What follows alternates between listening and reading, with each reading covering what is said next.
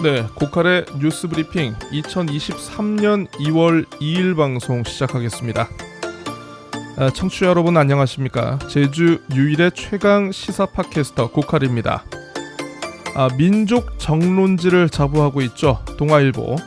얼마 전 4년 만에 하한액이 인상된 월 185만원 최장 9달의 실업급여를 두고 이건 취직 의욕을 꺾는 것이다 라면서 수급 요건을 보다 강화해야 한다, 이런 취지의 보도를 내보냈는데요. 어제는 4년 만에 오른 택시 요금을 두고 기사와 승객 모두가 당황스러워하고 있다라는 알듯 모를 듯한 그런 반응도 함께 전했습니다. 자, 그런데 기자협회보 등을 살펴봤더니만 동아일보 지난해 4월 능력과 성과에 따른 공정한 보상을 위한 임금체계 개편을 단행을 했는데요. 큰 폭의 기본 연봉 인상을 비롯해서 취재수당과 통신비 그리고 택시 지원 서비스의 범위를 넓혔다라는 소식 들어왔습니다. 올라서는 안 되는 것, 그리고 올려도 되는 것을 구분하는 동아일보의 기준이 궁금해졌는데요. 자, 오늘 브리핑은 먼저 트위터로 살펴보는 국내외 뉴스를 시작으로 어제 오영훈 도지사가 발표한 우주산업 육성계획에 대한 소개, 그리고 최근 오도정의 무리수 몇 가지 정책에 대한 얘기 집중적으로 살펴볼까 합니다. 우선 트위터 뉴스로 출발하겠습니다. 자, 트위터 소식입니다. 오늘부터는 그냥 제가 몇 개를 북마크를 좀 했습니다. 북마크된 트위터 위주로 살펴보도록 하겠습니다. 먼저 경향신문 보죠. 만평인데요. 김용민 화백의 2월 2일 그림마당, 요거 한번 보도록 하겠습니다. 때로는 이제 기사 보는 것보다 이렇게 만평 하나 보는 게 더 재밌을 때가 많죠. 자, 자, 딱 인물만 보면 딱 누군지 알 것 같습니다. 왼쪽에 의자에 앉아있는 인물이 윤석열 대통령 의미하고 있고, 그리고 이제 오른쪽에 서 있는 사람 일본의 기시다 후미오 총리 얘기하는 것 같습니다. 강제동원, 대법원의 강제동원 판결과 관련해서 그러면 법원 판결에도 불구하고 정부가 졸속 추진한다라는 그런 비판의 목소리가 큰데요. 졸속 해결에도 불구하고 일본은 후쿠시마 바닷물 수백만 톤을 방류하겠다라는 사실을 거의 기정사실화하고 있고 관련해서 추진하고 있죠. 어떻게 보면 이제 굴욕 외교의 한 단면을 지금 이렇게 꼬집고 있는 그런 내용인 것 같습니다. 자, 다음 연합뉴스 보겠습니다. 미국 연방준비제도 이사회, 미국의 한국은행과 같은 그런 기관이죠. 금리를 조정을 하는 그런 곳인데 기준금리를 다시 0.25%포인트 인상을 했다라고 합니다. 그래서 속도 조절론에도 불구하고 당분간 긴축 유지를 하겠다라는 그런 계획 했는데 한번 기사 보겠습니다. 자, 금리가 이제는 4.5에서 4.75%로 지금 상향이 됐는데 미국발 금융위기가 있었던 2007년 이후 지금 최고 수준이라고 합니다. 한국과 미국과의 지금 금리 역전도 1.25%포인트로 지금 확대됐다라고 하네요. 인플레가 지금 미국에서는 어느 정도 지금 이 금리 인상의 여파로 효과로 조금 잡히고 있다라고 이렇게 파월 의장이 보고 있는 것 같습니다. 그래서 당분간은 인플레를 잡기 위해서 금리 인상에 더 박차를 가할 가능성이 지금 높은 것으로 지금 보이고 있습니다. 그런 내용들 한번 살펴보시면 될 것 같고요. 자, 연합뉴스 보겠습니다. 바이든의 기밀 유출을 탈탈 털고 있는 FBI, 사저와 사무실에 이어서 별장까지 수색을 했다라는 그런 소식 들어왔습니다. 이 바이든 대통령의 기밀 유출 사건이 재선 가도를 거의 기정사실화하고 있는 바이든의 이 재선 가도에 어느 정도 부정적인 영향을 미칠지는 지금 상황에선 잘 모르겠습니다만은 어쨌든 이것만 보고 느끼는 건 뭐냐 하면 참 FBI의 국내 도입이 시급하다라는 그런 생각이 듭니다. 자, 그다음 SBS 뉴스 보겠습니다. 요즘 국민연금 참 뜨거운데요. 국민연금 관련해서 현재 그 국민연금 요율 9%에서 15%로 단계적으로 인상하는 방안이 지금 유력하다, 이런 소식 전하고 있습니다. 여당인 국민의힘이 이 국민연금 개혁과 관련해 가지고 500여 명의 일반 국민들로 구성된 어떤 공론조사위원회를 꾸려서 관련 절차와 논의를 진행하겠다라는 그런 내용인 것 같습니다. 자, 다시 SBS 뉴스 보겠습니다. 뭐 아시겠습니다만 이제 이미 초고령 사회로 접어든 일본은 어떻게 보면 우리나라의 가까운 미래의 모습이라고 할 수 있는데요. 일본 역시 연금과 관련해 가지고 굉장히 큰 논란과 우려가 있었다라고 하는데 20년 전 사회적 반발을 무릅쓰고 이미 한번 연금 개혁을 단계적으로 진행하고 있다라고 합니다. 그게 2000년 초반이었다라고 하는데 우리나라의 국민연금에 해당하는 후생연금 개혁에 일본 정부가 착수를 했고요. 후생연금의 보험료율을 13.58%에서 18.3%까지 단계적으로 올리기로 했고, 관련해서 소득 대체율을 50% 수준으로 유지하는 약속도 그대로 하고, 고용 의무화 역시 계속 법적으로 제도화시켰다라고 합니다. 어쨌든 이 일본의 연금 개혁의 성과, 이 성패 여부는 지금 와가지고 단정을 할 수는 없습니다만은, 어쨌든 20년 넘게 일본 사회 자체가 연금 개혁을 추진해 오면서 나름대로 이제 그 갈등 속에서도, 진통 속에서도 커다란 사회적 합의를 이루어낸 것을 굉장히 높게 평가를 하고 있는데요. 심지어 이제 당시 이 연금 개혁을 밀어붙였던 여당이 국회의원 선거에서 크게 참패를 했음에도 불구하고 오늘날의 구조를 만들어냈다는 것과 관련해서 정치권이 큰 결단을 통해서 정말 사회에 필요한 일을 했다라는 그런 평가를 받고 있다라고 SBS 보도 전하고 있습니다. 자, KBS 뉴스 보겠습니다. 넷플릭스 보시는 분들 많은데요. 넷플릭스가 정책을 바꿨죠. 네, 바로 공유 계정과 관련해 가지고 앞으로는 실제로 이제 이 주소지에 거주하지 않는 경우에는 계정 공유를 단속하겠다, 이렇게 방침을 밝혔다라고 하는데, 아무래도 이제 OTT 서비스의 경쟁이 워낙 치열해지고 있는 상황이다 보니까 넷플릭스가 좀 수익의 한계가 많이 온 것 같습니다. 그래서 수익을 좀 약간 다각화하고 극대화할 수 있는 그런 방안으로 계정 공유 금지라는 그런 아이디어를 낸 것 같은데, 글쎄요, 과연 기존 OTT 서비스 사용자들의 반발을 부를지, 아니면 넷플릭스가 자체적인 어떤 경쟁력이 있는 컨텐츠로 이런 파고를 무사히 넘길 수 있을지 한번 지켜봐야 될 것 같습니다. 자, JTBC 뉴스입니다. 고발전까지 번진 김건희 여사의 주가 조작 의혹, 민주당이 특검 총공세 펼쳤다라고 하는데요. 그 얼마 전에 그 대통령실이 민주당 김의겸 의원을 고발을 했죠. 허위 사실을 유포했다라고. 자, 그래서 어쨌든 민주당은 쌍수를 들고 환영한다. 이번 기회에 아주 특검으로 한번 제대로 한번 까보자.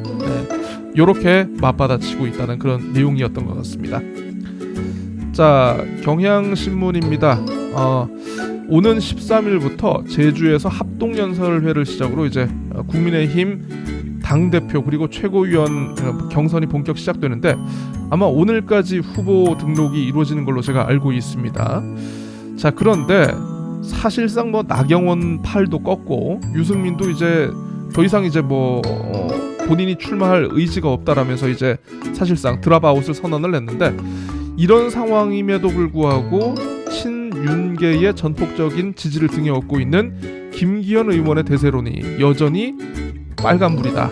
네, 결선 투표까지는 아마 김기현 의원과 안철수 의원이 갈 것 같은데, 지금 분위기에서는 안철수가 이길 수도 있겠다. 네, 이런 상황인 것 같습니다. 자, 마지막으로 요거 하나까지 보겠습니다. 연합뉴스입니다. 자, 영국에서 교사 그리고 공무원 등 최대 50만 명이 파업에 나섰다라고 합니다. 지금 학교의 85%가 문을 닫았다라고 하는데, 왜 그런가 하니 임금 인상 요구. 네, 유럽 역시 인플레 압력, 이 물가 상승과 관련해 가지고 굉장히 좀 또 여기에다 이제 에너지 비용 상승으로 인해 가지고 생활에 어려움이 굉장히 많은 것 같습니다. 뭐 기사를 한번 볼게요. 자, 보니까 미국의 산별노조 상급 단체인 노동조합 회의에 따르면 교사 30만 명, 그리고 백수무 20여 개의 정부부처 공무원 10만 명, 교직원과 철도기관사, 런던 버스 운전사 등이 파업에 나섰다라고 합니다.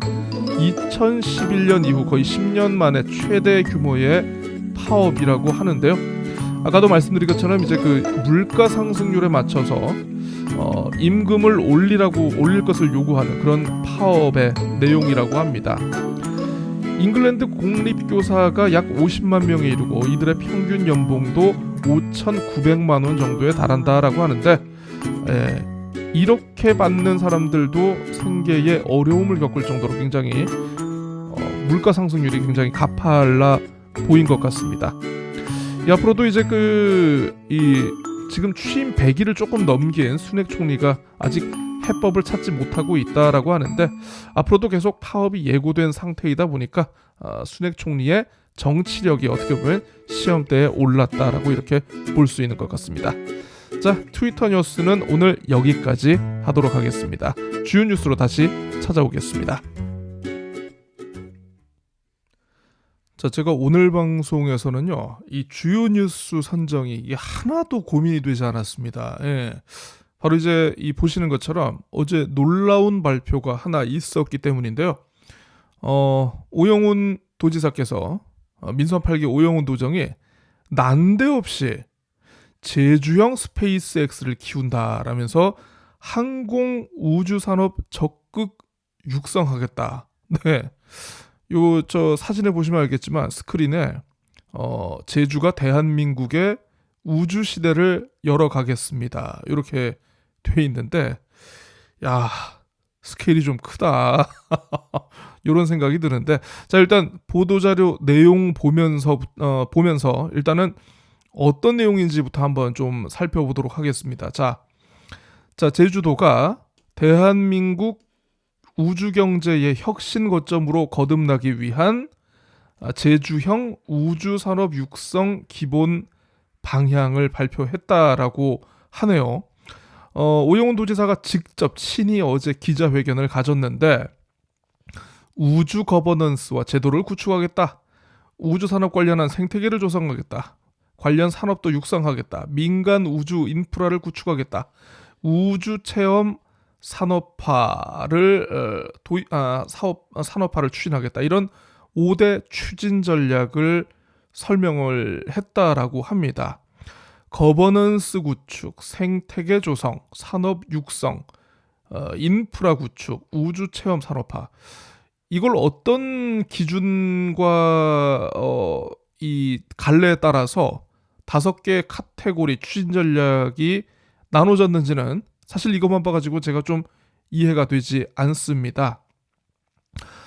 관련해가지고 앞으로 이제 우주 연구기관이나 기업, 대학과 민간 협의체가 참여하는 거버넌스를 조성하고, 앵커 기업 등 우주 관련 산업 생태계 연결을 통한 선순환 구조를 창출하고 투자와 기업, 인재 육성을 제주도가 견인할 방침이다 라고 밝혔습니다. 네,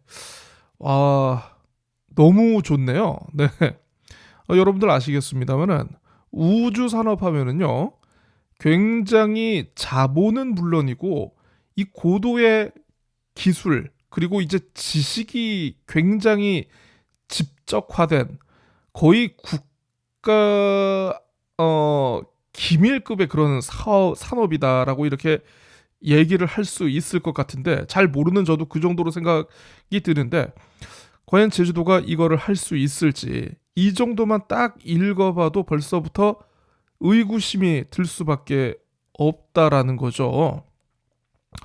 자, 보겠습니다. 아무튼 막 이것저것 하겠다는 건 많습니다. 위성 정보를 활용하겠다, 지상국 서비스, 소형 큐브 위성을 날린다, 우주 체험을 한다, 민간 소형 발사체 등 제주형 우주경제의 5대 가치 사실을 제시했다라고 하는데, 자, 글쎄요.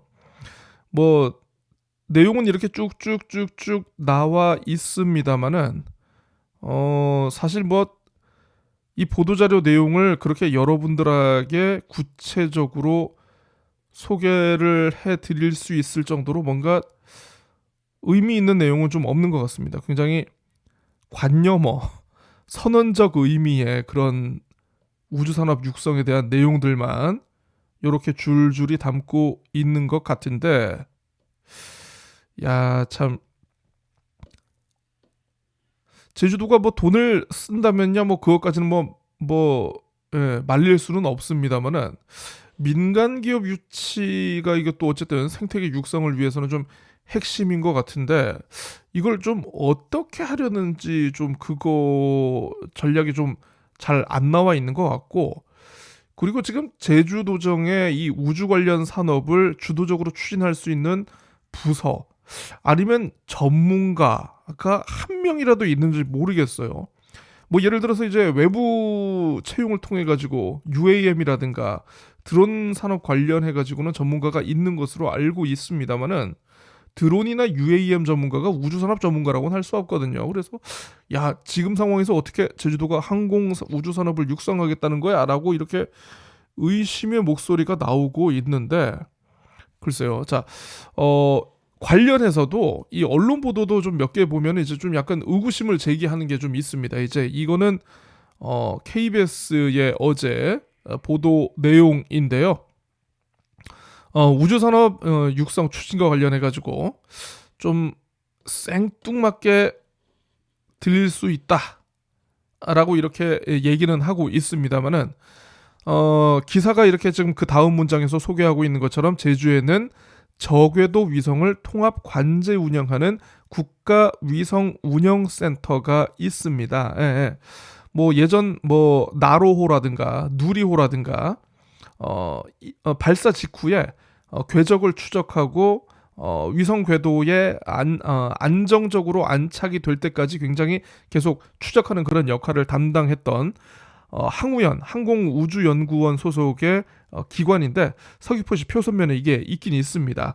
이 위성센터가 있는데요. 요 위성센터 외에도 제주에 상주하고 있는 우주 기업들이 있다라고 합니다.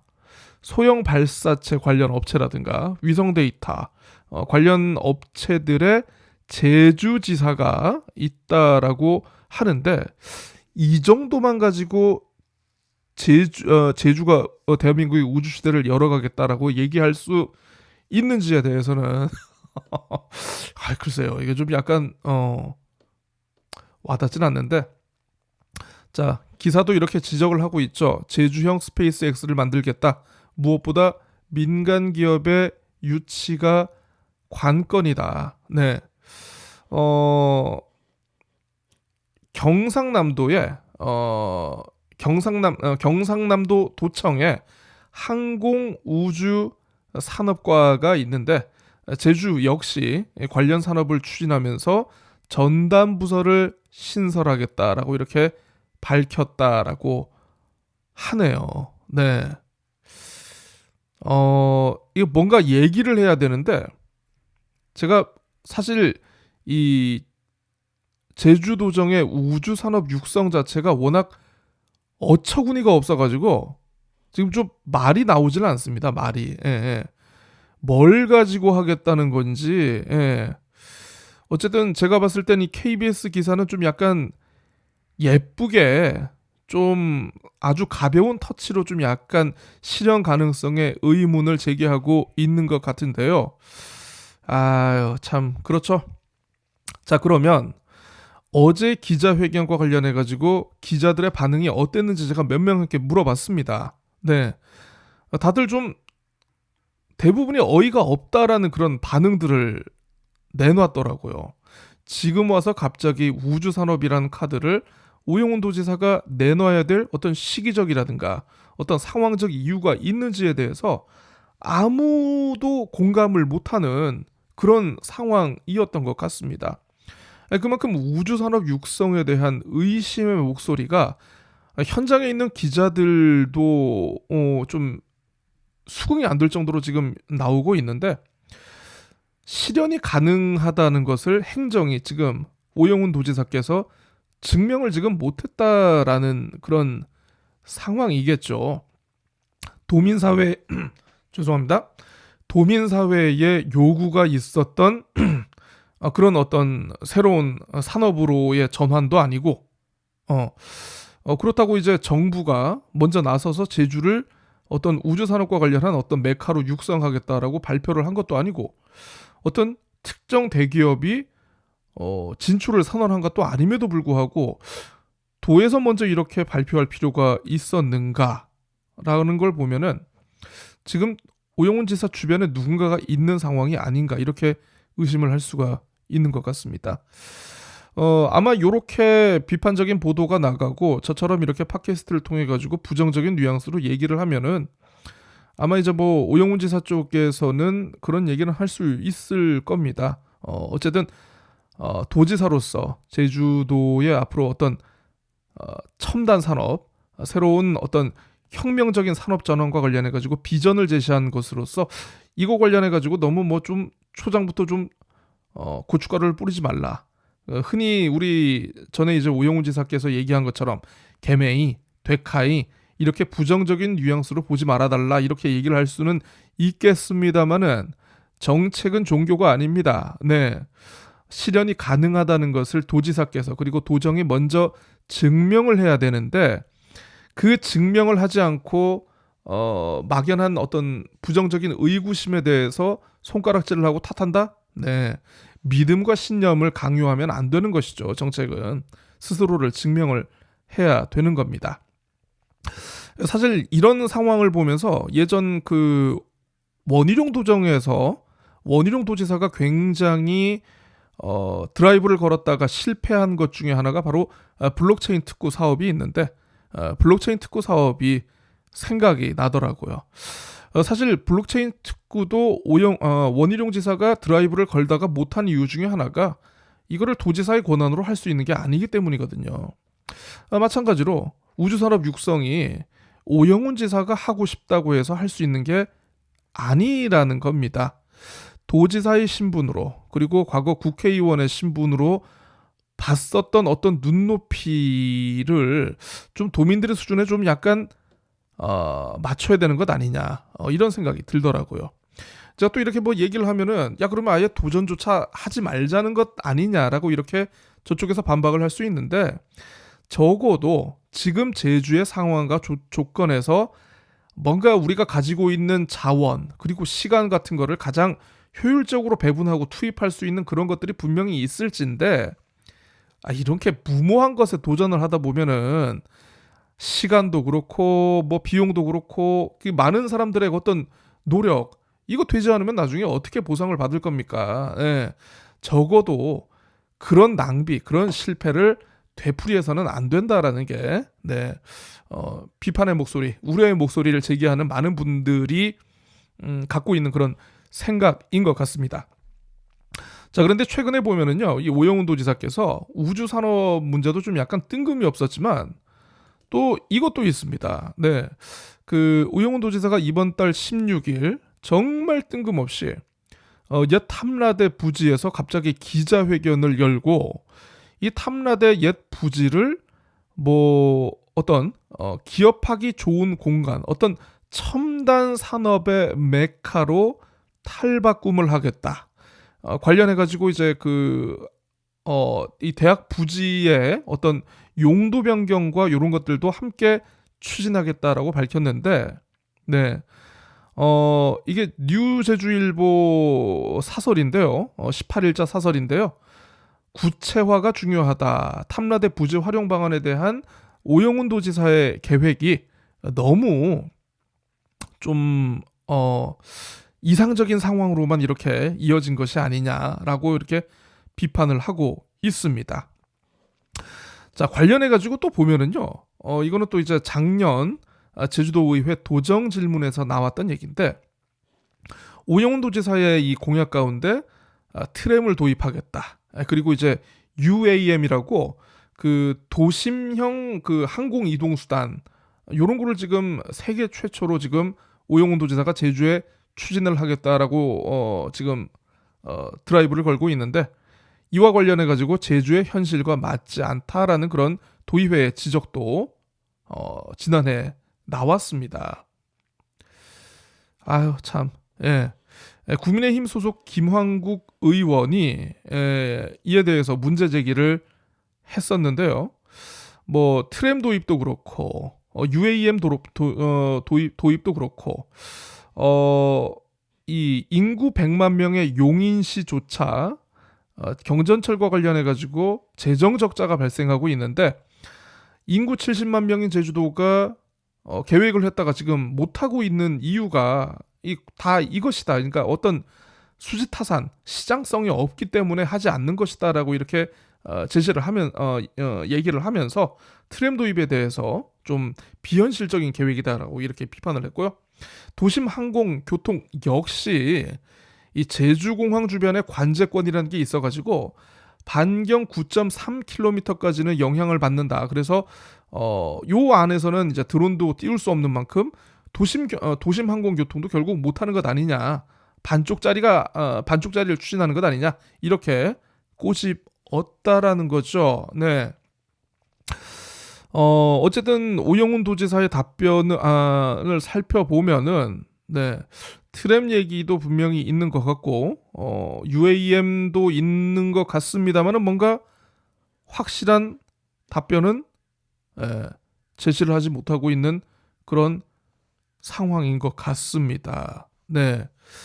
스페이스X도 그렇고 탐라대 부지도 그렇고 트램도 그렇고 UAM도 그렇고 일단 할 수 있는 일부터 하는 게 낫지 않을까, 이렇게 오영훈 도지사님께 충고를 드리고 싶네요.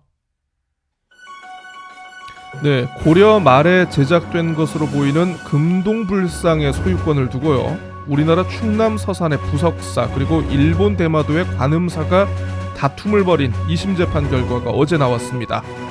국민적인 역사관 그리고 법감정을 염두에 둔 1심 법원과는 달리 2심 재판부 부석사의 주장이 자료와 증거에 한계가 많다라면서 일본 관음사의 손을 들어줬는데요. 이 대한민국 사법부도 이럴진데 영토와 역사적 문제를 다루는 국제사법재판소에서 붙으면 우리나라가 이길 수 있는 게 과연 몇 개가 될까, 이런 의문이 들었습니다.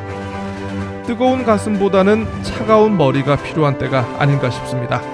유튜브로 시청해주시고 팟캐스트로 청취해주신 모든 분들께 감사드립니다. 안녕히 계십시오.